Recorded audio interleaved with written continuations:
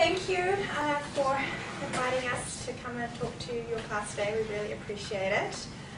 My name is Alex Edwards. I'm the project coordinator for the Arctic FASD Regional Training Centre here at the UAA Centre for Behavioural Health Research and Services.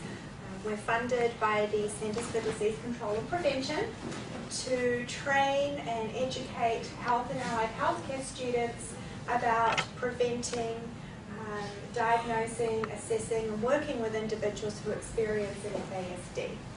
So today we're going to talk about the biological effects of alcohol in the fetus. So what this really means is we're going to be talking about how alcohol disrupts the developmental processes during fetal development, and then how that can then impact a person throughout their life. Now I do babble on unless people raise their hands so I can see you and ask a question. So unless I see raised hands, I will just keep going. So please feel free to wave a hand at me and I will stop. Okay? All right. So we're going to be talking about the birth defects that we know are associated with alcohol use, alcohol metabolism and pharmacology, alcohol-induced injuries on the developing central nervous system, the cellular response to alcohol exposure, and some neurobehavioral effects as well. Okay, so basically how alcohol impacts the central nervous system. So how familiar are you guys with FASDs? Pretty familiar? You've heard the term, right? Yep, you've heard of fetal alcohol syndrome at least, right? Yeah. So when we talk about FASDs, we're actually talking about an umbrella term. So what that means is that FASD is not a diagnosis in and of itself. It is a group of diagnoses that we know are related to prenatal alcohol exposure. Okay? So when we talk about individuals who experience an FASD, that's what we mean, an FASD, because there are several types of FASDs. Fetal alcohol syndrome is probably the best known type of FASD. Okay?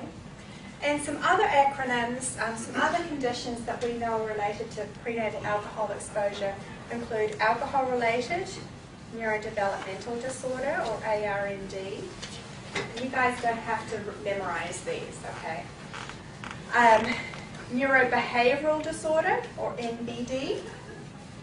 Okay? So both of these are really talking about the effects on the central nervous system, the brain. Okay? Then we have static encephalopathy, alcohol exposed, which is just a way of saying that an individual has permanent, irreversible organic brain damage caused by that prenatal alcohol exposure. Okay. FAS, or fetal alcohol syndrome, which you're all familiar with. Anyone know what ARBD is, though? Alcohol-related brain damage? Very close, very close. Alcohol-related birth defect. Okay, so this was a term that was developed to describe those individuals who had physical effects that were the result of prenatal alcohol exposure. And by physical effects, we mean not only the facial features that we see associated with individuals who have fetal alcohol syndrome, but also perhaps damage to the development of their other internal organ systems, like their kidneys or their liver or their heart, or even their musculoskeletal system, those sorts of things. Okay. FAE, which is fetal alcohol effect. How many of you have heard of that term? It's been around a while. No? Okay. Don't worry about that one, actually, because it's falling into disuse. That term was coined about 20 years ago as a way to describe individuals who had some of the effects that we see in individuals with FAS, but not enough to warrant a diagnosis of fetal alcohol syndrome. What they found, though, was that FAE wasn't taken very seriously by service providers, by educators, or even perhaps by family members themselves. because it doesn't sound very serious, does it? Fetal alcohol effects. And so what they wanted when they developed the term fetal alcohol spectrum disorders was a way of describing those effects in a way that was all-encompassing and really spoke to the lived experiences of these individuals. Okay, so you probably won't really see FAE around very much longer. And then the last one is PFAS, which is partial fetal alcohol syndrome. And this is a diagnosis for individuals who have some, but not all, of the characteristics we see in an individual who has FAS. Okay, and I'm going to go into exactly what that means in just a second. Any questions so far? Okay. So, just to sum up, fetal alcohol spectrum disorders, individuals who have an FASD have more than one of the features associated with FAS. So normally, or typically, we would be talking about the central nervous system dysfunction or the effects on the brain. But they don't have sufficient features to make a diagnosis of fetal alcohol syndrome. Because a diagnosis of fetal alcohol syndrome actually requires that the individual have certain physical features, mostly facial features. Okay? All individuals, though, who have an FASD have been exposed to alcohol in utero. And so most of these individuals are going to have secondary behavioral and cognitive effects as a result. So when we're talking about the characteristics of fetal alcohol syndrome, what I'm talking about when I say those facial characteristics or facial dysmorphia are certain things that we look at someone and we see that their facial structure didn't quite develop in a typical fashion. Okay? So we see that they have a smooth philtrum. So that groove between your nose and your upper lip, that's your philtrum. Okay? And individuals who have fetal alcohol syndrome, they're lacking, or that groove there is diminished. Okay? They also have a thin upper lip, or a thin vermilion border, the technical term for it. I just like the way that slides off the tongue. But, so they have a very thin upper lip. And then they also have small palpebral fissures. And your palpebral fissure is the horizontal opening of the eye, where the eyelashes are. So from your inner tear duct to your outer tear duct. And in individuals who have fetal alcohol syndrome, that fissure, or that opening, is at least 2 to 3 standard deviations smaller than a typical individual of the same age and growth. These things are formed because when that face was forming, the midline, so you guys all know that you have a midline, right? It runs down the middle of the body, and that the two sides of the body come together and join, right? Well, there was alcohol exposure at that point, and so that midline didn't form the way that it's supposed to. And as a result, you get these facial features. You'll notice that they all occur along this midline. And we think that, well, evidence shows that these outward facial features may be representative of problems going on behind the face in the brain, and that perhaps the midline of the brain also perhaps didn't form the way it should either. Does that make sense? Okay. That's okay, because you can say no, I would mind. Perhaps. So, in individuals who have FAS, they also have growth restrictions. So these individuals are going to be smaller and weigh less than their peers. And they're going to have central nervous system dysfunction. So their central nervous system, or their brain, doesn't work the way it should in one or more areas. And these areas include cognitive deficits, so this can look like learning disabilities. So these individuals have problems with the way that they learn. So we're not talking necessarily about academic learning disabilities. We're talking about problems with the way that an individual is able to store information for later retrieval.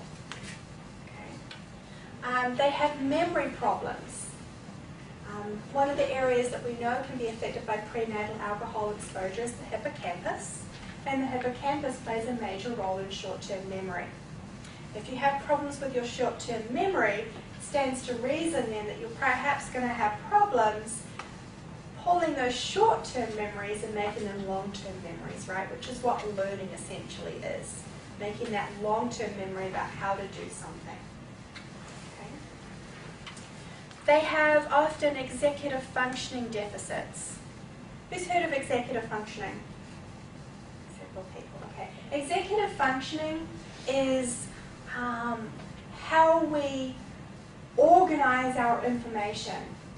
Okay, it's like the executive in the top office. So it's taking all of the information and making something out of it. So in individuals who have executive functioning deficits, they have problems with planning. They have problems with understanding consequences or cause and effect. They have problems with their concentration in general. Okay, because in order to concentrate, you have to be able to filter out what is important information and focus in on what you need to be doing right now. And that's an executive functioning skill. Okay. They can also have motor functioning deficits. So they may be prone to clumsiness because their motor skills or the coordination isn't perhaps where it should be. Okay. So their brain or their central nervous system perhaps has problems communicating to their musculoskeletal system. So they don't quite know where they're putting their feet sometimes, if that makes sense. Okay. Balance problems can also be an issue, and some individuals even experience tremors. They can have attention and hyperactivity issues, so they can appear overactive or have difficulty completing tasks or trouble with transitions. So they may have trouble moving from one task to another or perhaps one environment to another. And then they may have social skills deficits, especially a lack of stranger fear. And they may appear immature for their age. One thing that we say quite commonly about individuals who have an FASD is that their chronological age doesn't match their developmental age.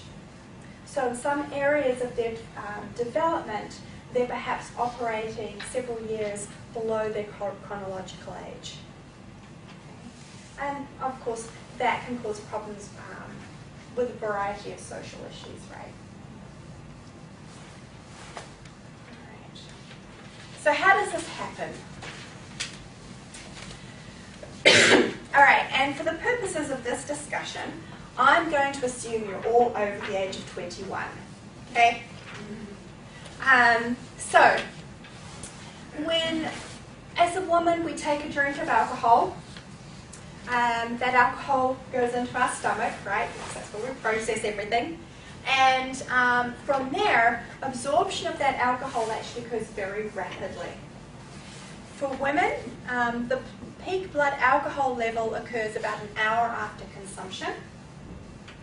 And the absorption rate, though, it does depend on several factors. So I think we're all familiar with the fact that if you've eaten a meal, the alcohol affects you less quickly, right? Yeah. Than if you had an empty stomach. Body mass also appears to be a factor. And so someone, a 90-pound woman who hasn't eaten is perhaps going to be affected more quickly than a 150-pound woman who's had a meal. I think that's, you'll get that, right? Okay. There are some gender differences, though. Women actually attain greater blood alcohol concentrations than men. And that is because of the way that women process alcohol versus the way that men process alcohol. So,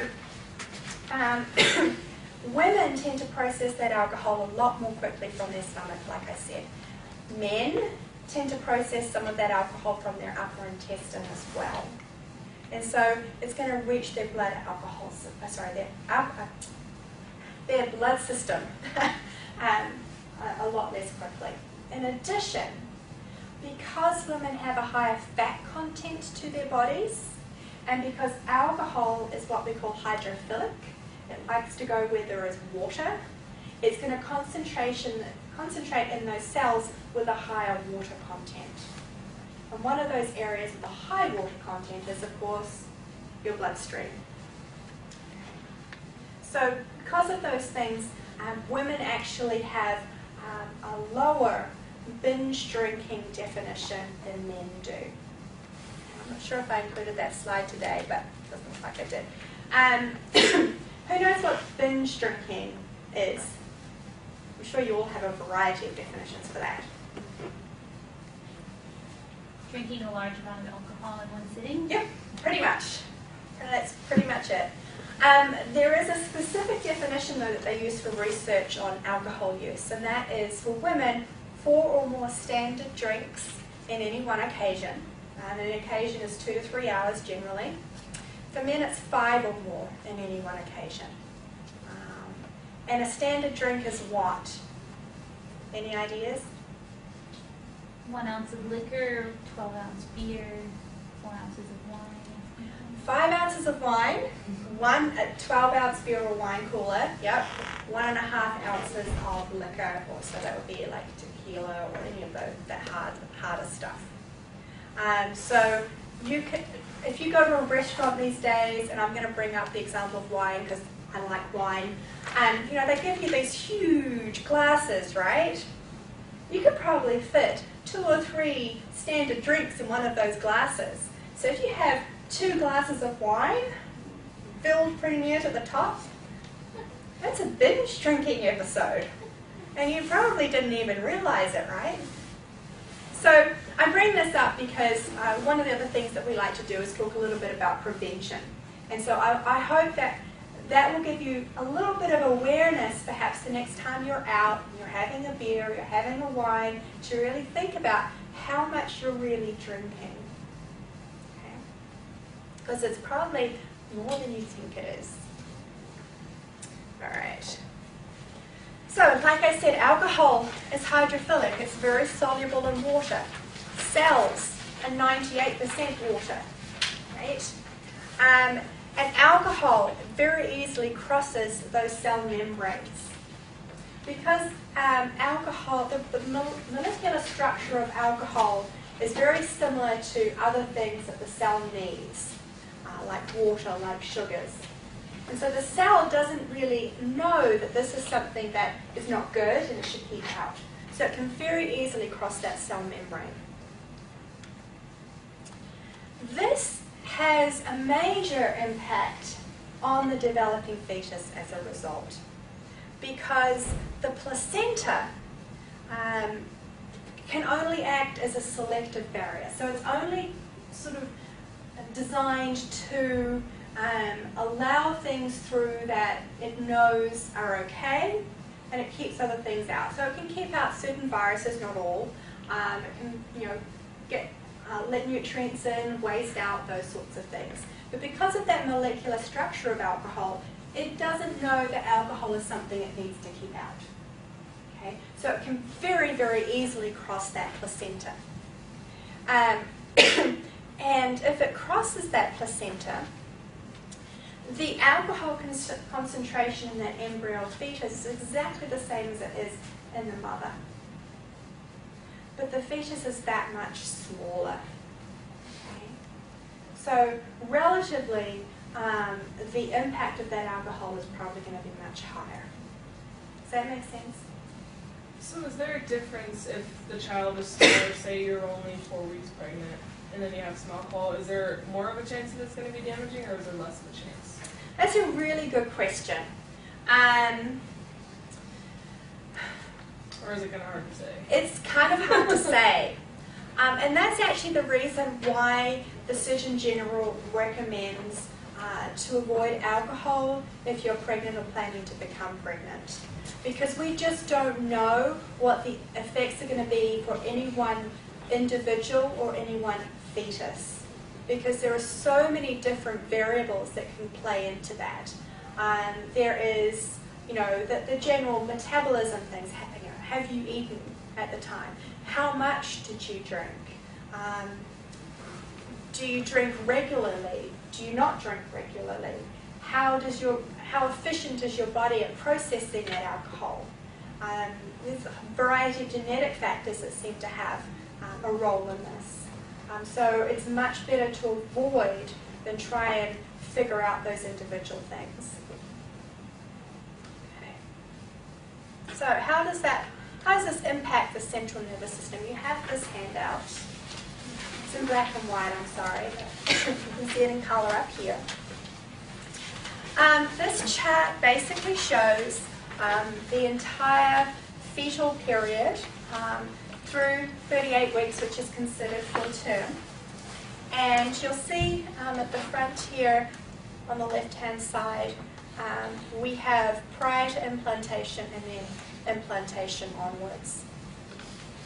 Now, there are estimated to be about 95 to 100 billion neurons in the human cortex, human brain. So the generation rate of those new neurons in a developing fetus is about 250,000 per minute over this 9-month span. Can you say that again? So there's 250,000 new neurons formed every minute for the entire gestational time period of 9 months, okay, 40 weeks. That's a lot of brain cells. Now, alcohol can affect the creation of those neurons at any point. Okay, so you'll see here that there are different organ systems in development at different periods during gestation. So one of the first systems that starts development is the systems that become the heart. Okay, we have the upper and lower limbs. We have facial features, so lip, ears, eyes, teeth, palate, the genitalia. But the one organ system that is in continuous development the entire way through the pregnancy is the central nervous system. Okay. This is why we see most of the effects of prenatal alcohol exposure on the central nervous system. Because it stands to reason, right, that if there's alcohol exposure when something is in development, that's the organ system that's going to be affected. The organ system that's most likely to be affected because of that sort of rate of development is the central nervous system. So remember when I was talking about those facial features that we see in individuals who have fetal alcohol syndrome? Okay. Those facial features have been found to occur if there's alcohol exposure in a very, very narrow window of gestation. And that's days 19 to 21. It's a 3-day window around about here. When does a woman find out she's pregnant? Generally. A month? Yeah, it's usually around about here. Can be earlier if she's planning the pregnancy, right?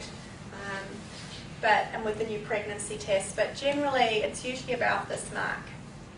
So it is actually possible for a woman to be out having a good weekend, not know that she's pregnant, perhaps have 2 or 3 drinks or 3 or 4 beers or whatever, and because she doesn't know that she's pregnant and she'll be avoiding alcohol, she has perhaps already exposed that developing embryo to that alcohol.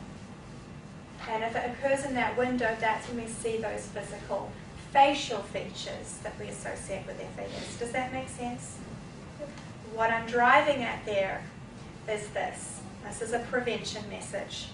If you are sexually active and you are not using contraception, please don't drink alcohol because you may be pregnant and not know it yet. Okay? And for the guys in the room, You're part of that equation, okay? Because last time I checked, there were 2 involved at conception. So if you don't know that she's using contraception, and you know that she's has been drinking, contraception becomes your responsibility. Okay. All right. Any questions on this? Excuse me. Okay. All right. So when we talk about alcohol disrupting the development of the central nervous system, one of the first and earliest things that it can disrupt is what we call neurogenesis, or the development of those neurons. Remember, 250,000 every minute. Okay?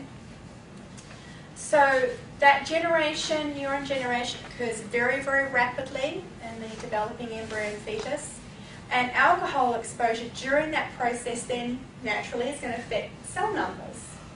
Okay? Because if it disrupts neurogenesis, you're going to have fewer neurons.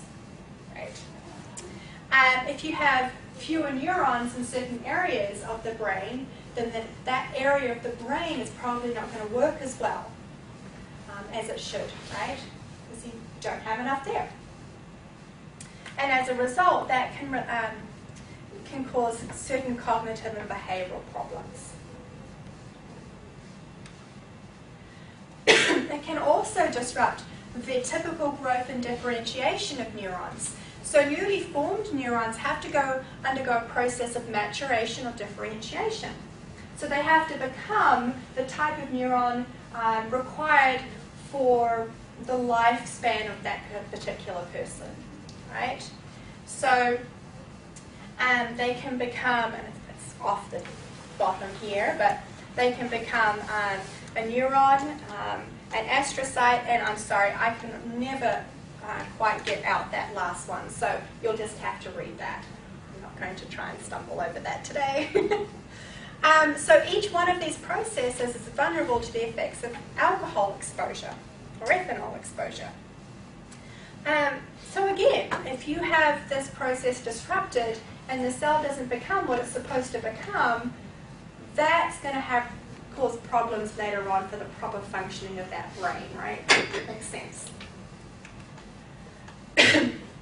Also, one of the major parts of central nervous system development is the growth of the brain, or the expansion of the brain, starting very early on in development.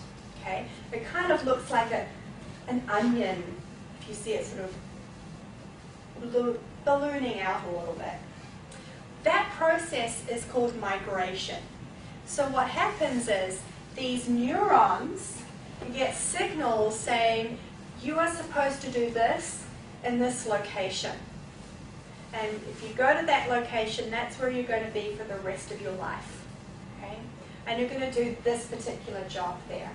And the neuron pretty much follows those signals and migrates to where they're supposed to be. If there's alcohol exposure during that point, that neuron's going to get the wrong signals, essentially. And so it may stop much earlier than it's supposed to and end up in the wrong part of the brain for its particular function. Okay. Alcohol can also disrupt the nerve growth factors, so the things that are actually telling it how far to go, when to stop, those things. And it can also affect what we call the chemical substrates or other cells called glial cells. And glial cells are the cells that the neuron just kind of travels along on top of. Okay, simplifying a lot of stuff there, but you get the general idea. Once it reaches its destination, that neuron has to form a synapse, and alcohol can disrupt that too. Okay, you're starting to see a pattern here? Yeah. And if it can't form the synapse properly, how is that going to affect the communication in that brain? Communication between neurons and other parts of the central nervous system are going to be not working as well as they should, right? Okay. And then apoptosis or programmed cell death. Alcohol can cause cells to die off prematurely. There are certain times when it's appropriate for cells to die. Let's think of it. Skin is a good example. You all know that your skin cells die and then they're replaced, right? And you just kind of slough them off. Well, neurons generally don't die or are replaced. But we also know that these neurons are sometimes go through apoptosis because we create more neurons and more connections than we really need. So during the first year of life, we go through a kind of a pruning process where the brain goes through and looks, okay, I have too many redundant connections here, too many redundant cells. You need to stop, you need to stop, you need to stop. Well, alcohol can tell those cells to stop and to die when they're not supposed to. And again, that's going to affect the functioning of that particular brain, right? Okay. And then finally, alcohol can affect the development of those neurotransmitter receptors. So you know at the end of those synapses, so the way the brain, those nerve cells actually communicate with each other is through certain chemicals, right? They send those signals backwards and forwards. And alcohol can disrupt the neurotransmitter itself. It can disrupt the receptors here as well. And so if there's continuous exposure to alcohol throughout gestation, you can see how significantly an individual's central nervous system can be affected.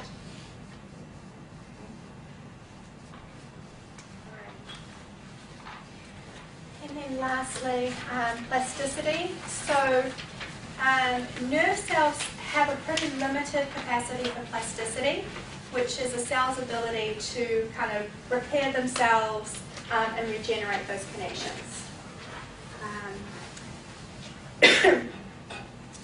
Mature neurons are less able to regenerate their function, and prenatal alcohol exposure decreases that ability even further. Does that make sense? Right. So what does this actually look like in a lived kind of experience? Talk about what's going on sort of inside during development, but when you're working with these individuals, what could this look like? Well, firstly, it's going to be different from person to person. Okay? No two individuals with an FASD are going to be affected in quite the same way because of those things that we talked about earlier. How much alcohol they were exposed to, when that exposure occurred, their genetics, their mother's genetics, a whole variety of different factors, okay? Including what we call the postnatal environment. So have they been able to access services? Did they get good health care after they were born? Those sorts of things can seem to have an impact as well. Individuals who have fetal alcohol syndrome may have a low IQ, may not. That it's really dependent on certain individual things. Individuals who have an FASD other than FAS often have an IQ at or just below what we call the normal range. So if that's the case, they're going to be eligible for many of the special education services. Okay. Something to be aware of. Many of these individuals have attention, memory, and hyperactivity problems, okay, because those are the parts of the brain that were affected by that prenatal alcohol exposure. They can have learning impairments, so it's not just related to academics, it can also include language, their understanding of language, their language acquisition, okay, how they're able to interpret what people are saying to them and then act on those instructions or what someone has said. So they can have speech and language or communication issues. And what this often looks like in individuals who have an FASD, especially as they sort of reach their teenage and adult years, is they can look like they are completely understanding everything that you said. In fact, they're able to repeat it verbatim back to you.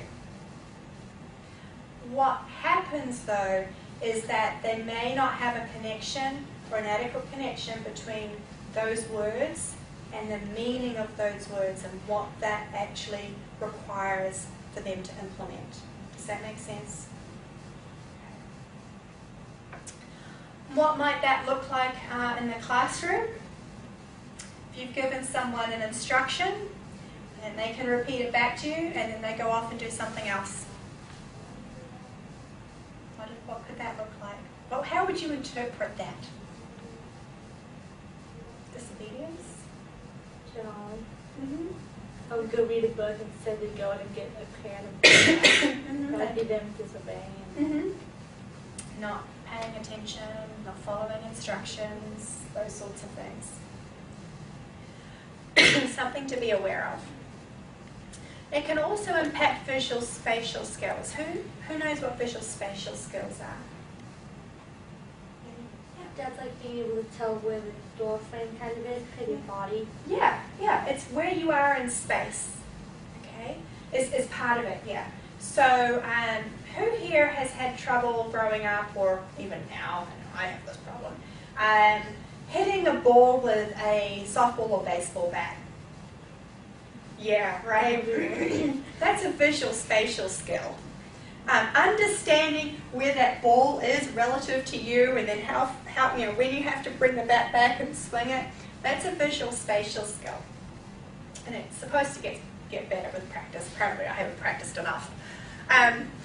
Another visual spatial skill that is really important to be aware of in a classroom setting is being able to look at a chalkboard and copy down what's on that chalkboard to the paper in front of you.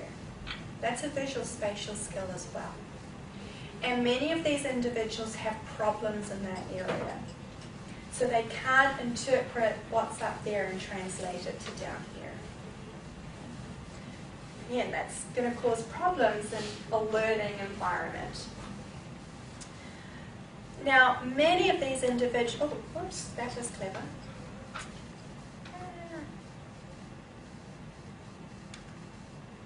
I don't know how to get myself back there. Of course, we look at the recording when we do this, right?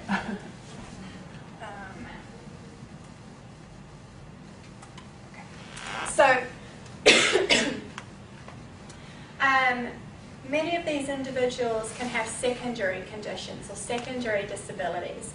And these are generally disabilities that we see in individuals who have not received adequate support for their primary disabilities. So all of those things we talked about before, central nervous system dysfunction.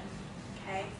With adequate support, we can relieve some of these things. So mental health problems like depression, okay?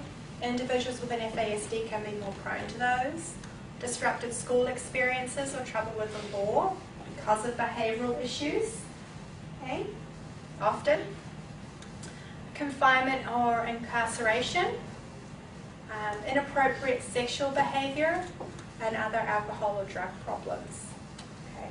These are things that individuals with FASD are at higher risk for, but it's not 100% guaranteed that they will go on to develop those things. I want to make that clear.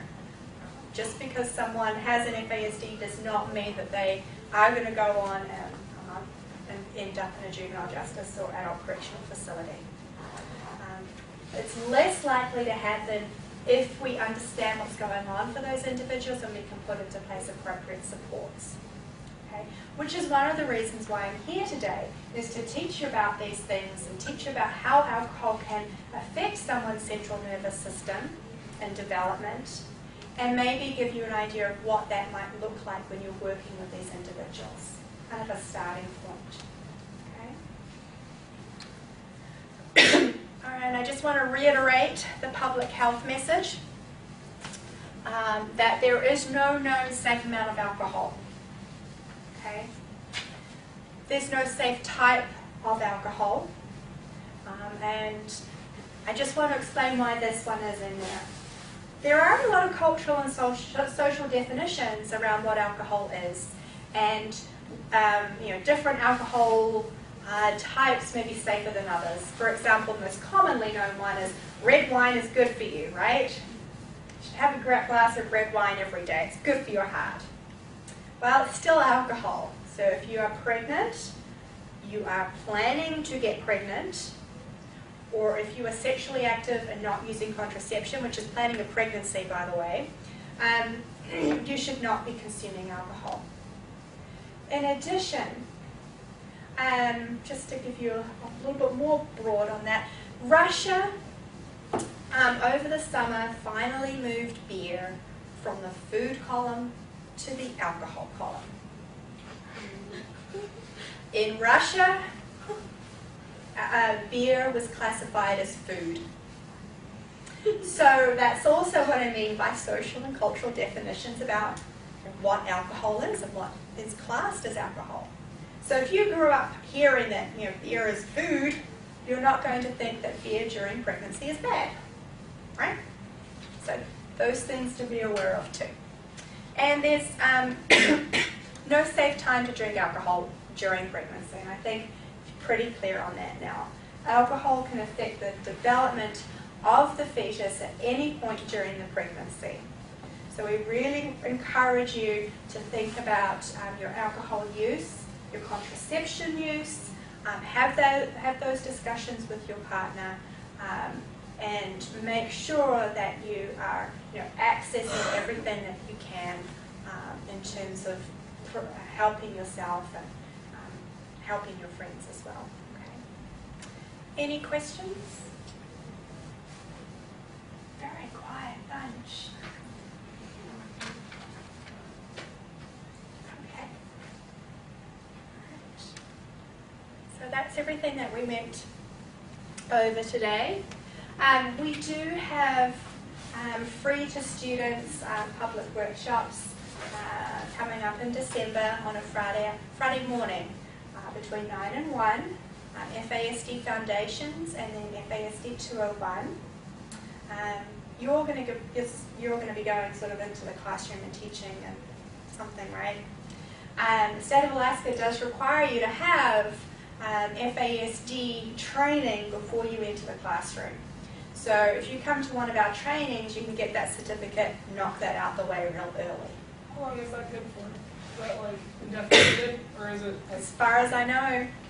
And you can always come back and do a free booster training if necessary. So we do try to make sure that we're offering our trainings free to students. So that is our goal.